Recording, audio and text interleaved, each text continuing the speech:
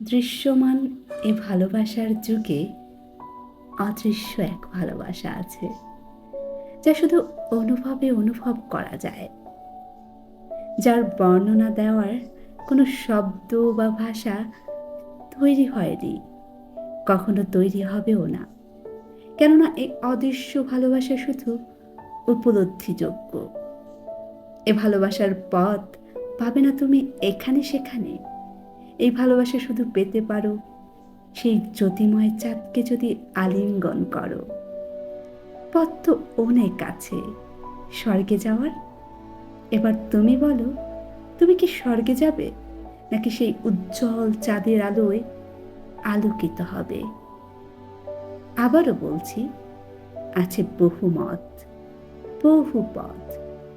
এক এক পথের পথিকগণ তাদের গন্তব্য অবধি পৌঁছাবে নিজের মনের দেখানো আলোর অনুসরণ করে।